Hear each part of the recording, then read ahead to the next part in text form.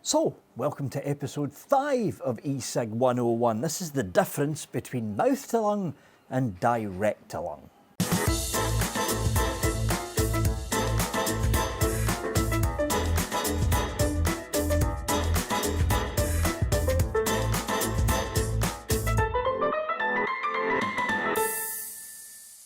So we're going to get much deeper into the differences between what you're doing right now, especially if you're a brand new vapor, just finished watching season 1 and going on to season 2, and you're using one of these versus using one of these, or for that matter an AIO. Mouth to lung and direct to lung are the two types of basically vaping when it comes to using electronic cigarettes. And if you are using one of these little fellas or something similar to this, you've just started vaping, or you've been vaping for like a month and a half, 2 months, and you're using a pod kit or one of these similar starter kits that have got a tight draw that basically replicates the kind of draw that you get from a common cigarette, whether it be filtered or whether it be a roll your own. You're basically going to be doing something like this.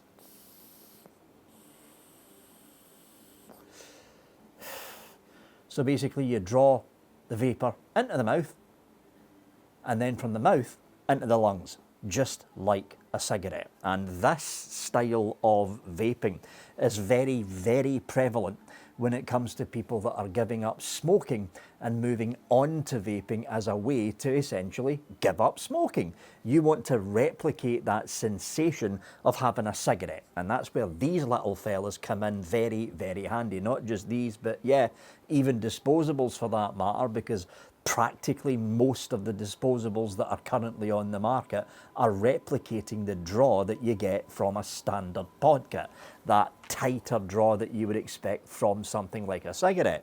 But moving away from these and moving into the middle section of the industry, which is basically AIOs and bigger kits like this, the draw becomes a lot more open. Now, for a lot of these kits, it is the case that a lot of these kits are doing direct to lung, but again, for the more advanced side of the market, there is mouth to lung options out there.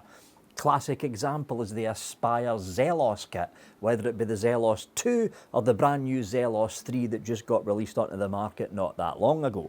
No doubt the same shop that you bought this from, your local independent vape shop or one of the chain stores like VPZ for instance, they're bound to have an Aspire Zelos kit or one of the Zelos ranges there, or an alternative to the Zelos range. The Aspire Nautilus, I think they're up to the Nautilus 3 now from what I remember, the Aspire Nautilus range of mouth-to-lung stock coil tanks, which is the same as this, except the draw's a lot tighter, the coil's a lot smaller, and it replicates the same mouth-to-lung draw that you get from that.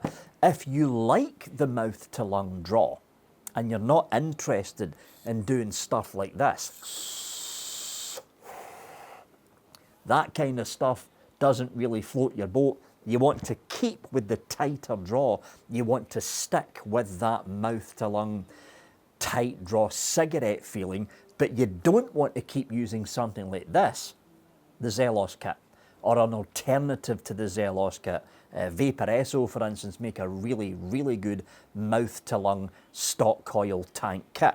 The mouth-to-lung stock coil tank kits are generally a bit smaller than this big fella.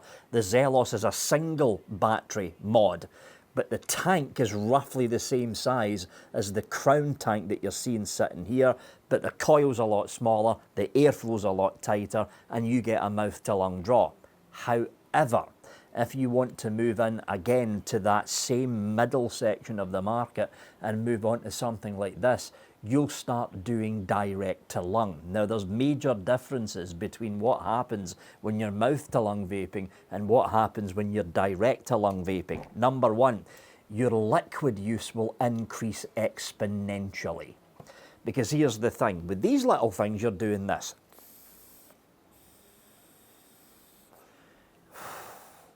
Not a lot of vapor, not a lot of vapor at all.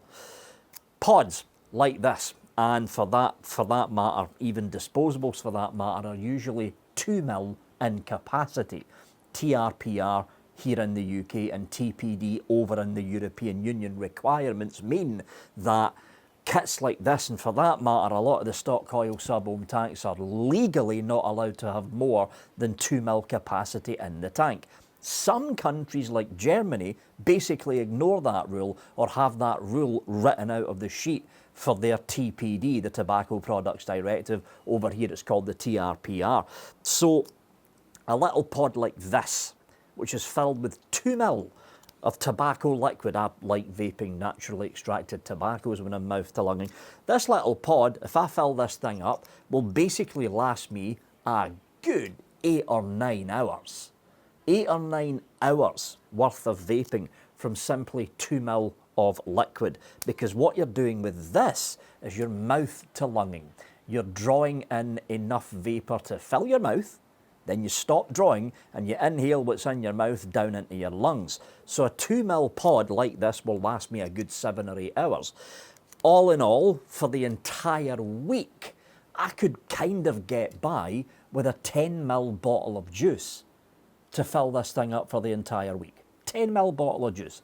That same 10 mil that you pick up from your local VPZ shop or your local vape shop that's independent vape shop that is pre-filled with nicotine, and again because of TRPR and TPD rules the bottle size can only be 10 mil. Short fills, we're going to be covering more about this when we head into season 3 about e-liquids, but short fills that have bigger bottles like this for instance don't have nicotine in them.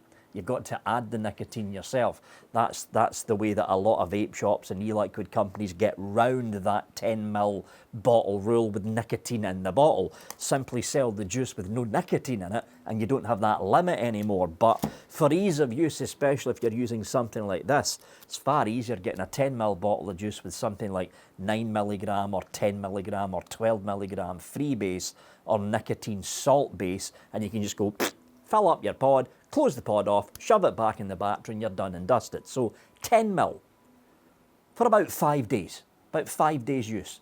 10 mil bottle will last me fine on this. But here's the thing. When you're direct to lunging, it's not a little wisp of vapor that comes out, it's this that comes out.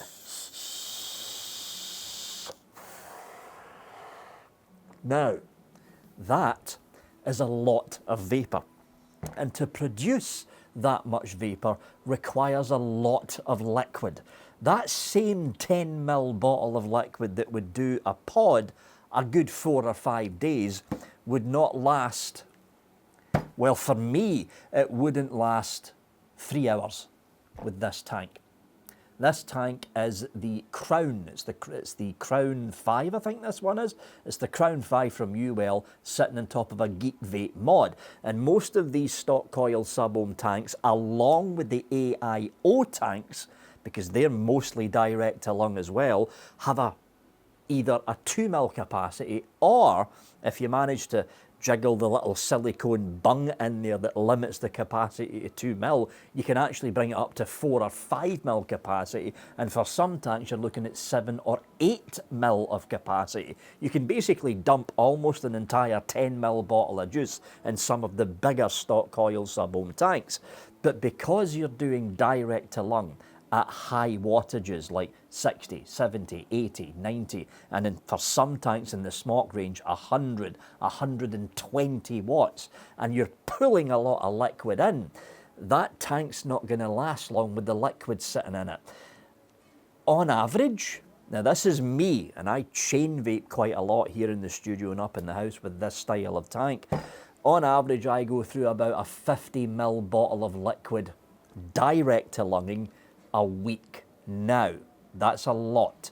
There's some people out there that actually use more, but for your own personal use, you may not use a whole 50 mil bottle in 1 week. You may only use half of it. Some of you may only use quarter of it. It all depends on your style of vaping. But the fact is, between mouth to lung and direct to lung, the first thing you need to understand is you're going to use a lot more liquid, which means cost-wise, you're going to be spending a little bit more money. Second thing to look out for, mouth to lung, Pod kits like this, disposable kits, doesn't matter, mouth to lung side of vaping, you're going to be using high nicotine. Anything from 6 milligram freebase up to around about 12, 16 milligram freebase. If you're using nicotine salt in a sealed locked pod, which is all the rage right now, you're probably using 20 milligram nicotine salt, so it's not as harsh. But the fact is, much higher nicotine, which means when you're puffing away like this, you're getting that little bit of a throat hit at the back of the slight roughness that you kind of get from a cigarette. That's not the juice doing that, that is purely the nicotine that's doing that. And because you're getting a lot of nicotine in each inhale, you're not really going to chain vape as much because your body is getting all the nicotine it needs. Now, you get 16 milligram freebase nicotine or 20 milligram nic salt that you get in these little fellas, and you put that same liquid in here and you try and do this with it. One of two things is going to happen if you try that with high nicotine. Number one, you start hacking your lungs up because you feel your lungs are going to explode, especially if it's 12 or 16 milligram freebase nicotine, which tends to be a lot harsher. Or if it's nicotine salt at 20 milligram, which tends to be smoother, you're going to vape, vape, vape, and all of a sudden you'll start getting a sore stomach and a head spin. You've over-nicked yourself. This is why direct-to-lung tanks and direct-to-lung AIOs, you generally tend to not go for anything above 9 milligram. Now, some people direct-to-lung 6 milligram. I know I used to a long time ago.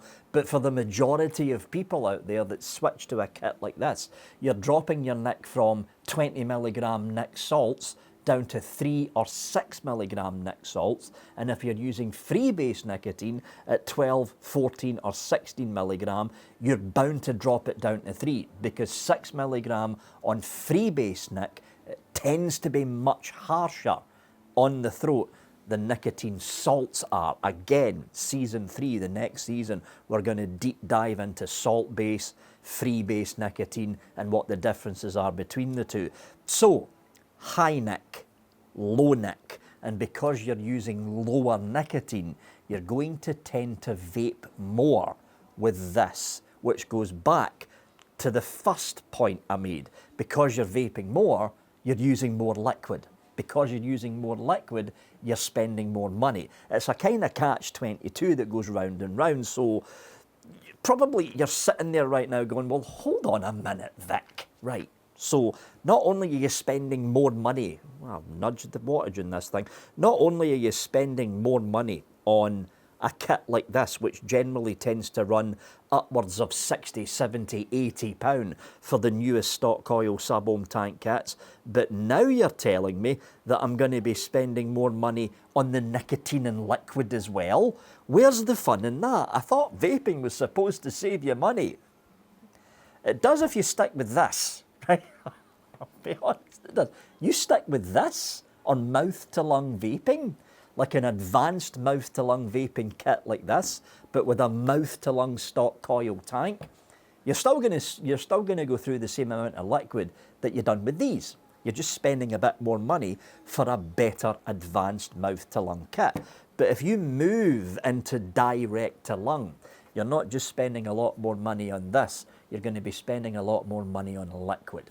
So where is the benefit? Well, for a lot of people, when they're moving away from something like this onto something like this, not only are you getting the controllability of temp control, wattage, variable voltage if you want to go down that road, but you're also getting the controllability of what you put in the tank. Again, when it comes to direct to lung, short fill liquids with no nicotine in it, that you've got to add the nicotine in yourself, there generally tends to be more flavours available to the end user than the end user going into the local VPZ and getting a 10ml bottle of liquid for this little fella. When you branch in to the more advanced styles of vaping and the direct to lung side of vaping, you'll be able to get big bottles like this, add your nicotine, that's tiny little 10ml bottles that you tip into the bigger one basically, and there generally tends to be a much wider range of liquids available to you, and much, more especially, a wider range of flavours available to you, rather than the 10ml TPD compliant bottles that you're using for this. So there's benefit number one, much more wider range of flavours. Benefit number two, you're delving into the early hobbyist side of vaping.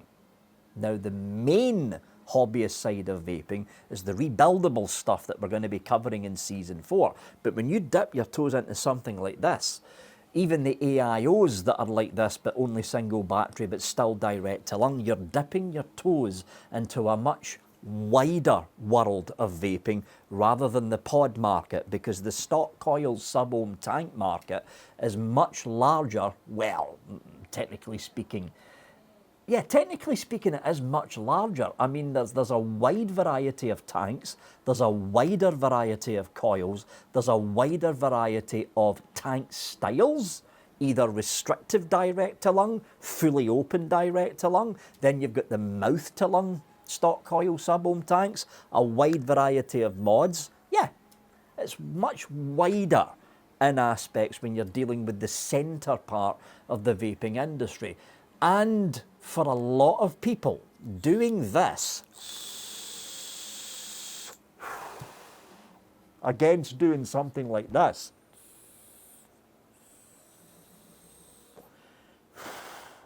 direct to lunging, for a lot of people, gives much more enjoyment in the style of vaping rather than mouth to lunging. Now, it used to be the case that the reason that people switched very quick to direct to lung is because it was a far better vape than sticking with the older mouth to lung styles of kits.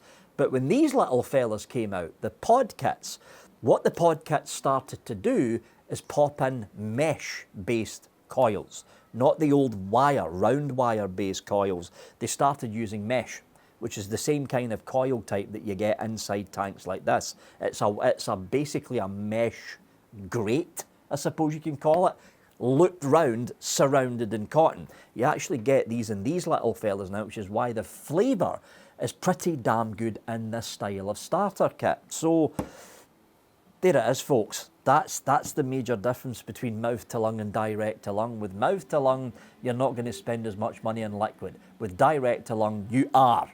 You simply are. And when you switch to direct to lung, you will be going down the road of looking at liquids on the store shelf of your local vape shop where the options were not available to you before, because you would rather get the 10ml bottle of juice that already had the nick in it, so it's much more easier to fill these. Yes, you will be spending more money with direct to lung. There's no way to gloss over it. You will be spending more money with direct to lung. But for a lot of people, the added expense of spending a little extra on liquid every month compared to mouth to lunging is offset by the amount of enjoyment that you get by all the different flavours that are now available to you, and plus you're direct to lunging now, which means you're going to be vaping and enjoying the flavour of that vape a lot more than you will be with something like this. But I thought I would give you just this little short 20-odd minute video to let you know what the two major pitfalls are going to be if you decide to go down the road of this or you decide to go down the road of an AIO. Whatever way you spin it, you'll be spending money, more money. Not just for the outlay of this kind of kit or the AIO that I've still got sitting on the table over there, but when it comes down to it, the amount of liquid that you're going to be vaping as well, unless you get an advanced kit like this with a mouth-to-lung Stock Coil tank. Then it's only the outlay for the advanced kit, but you're still going to be only using 10, maybe at a push, 20 ml of liquid a week if you start chain vaping on that advanced kit. So yeah, right now, if you're on one of these, you're probably saving money. I'll guarantee you, you're probably saving money, because all you need to get is a pack of pods for this thing and maybe 10 mil of juice every 3 or 4 days. Much, much less money than smoking. Not so much, no. Especially if you end up chain vaping as much as I do and you end up ploughing through 50 mil of liquid a week. It's not just the liquid you're also buying, you still have to buy the stock coils for your tank. Now, I'm not saying that it's going to cost you a fortune, because big bottles like this, you know, I mean, this thing holds what? This bottle here is holding, what's in this? Is it 100 mil? 120 mil, 120 mil capacity, but it's 100 mil of liquid in the bottle with 20 mil left, 20 millilitres left empty to dump in 10 mil bottles of nicotine. So bottles like this, something like 10, because I don't quite know the price of the bigger bottles in VPZ, but I think you're talking about 10, maybe 15 quid. And this big bottle will probably last you, if you don't chain vape as much as I do, it'll probably last you a good week and a half to 2 weeks. So it's not as if you're spending like 30 quid a week, 40 quid a week on coils and on liquid. If anything, you're probably going to be spending something like anywhere between 10 to 15 pound on a bottle of liquid, maybe every week to week and a half, right? Now think about it. That 10 to 15 pound, you would have been spending that maybe every day if you were smoking. Like a pack of 20 cigarettes is pretty damn close, if not over £10 a pack of cigarettes. So that same £10 gets you a bottle of liquid, and that bottle of liquid will probably last you the better part of a week. So technically speaking, you're still saving money. You're still saving money, but you're spending a tiny bit more than you would if you were using this. Anyway, folks, it's entirely up to you what road you want to go down between mouth to lung and direct to lung. If you like mouth to lung, I would still suggest possibly getting an advanced mouth to lung kit, like the aforementioned Aspire Zelos 3, with a really good wattage-based device. You can dial the power up and down with a really, really good Aspire Nautilus 3 tank sitting on top, which sticks with that same mouth to lung tight draw that you get from this. But the difference is, with the Aspire Nautilus, you're going to get much better flavour, and because you're still mouth to lunging, you're not going to plough through as much liquid. But again, it's entirely up to you. Before you decide though, watch the rest of this series so you can get stuck in a little bit more about the whole direct to lung side of things, because it is enjoyable. It's definitely enjoyable. Anyway, that's it for this episode. On to the next.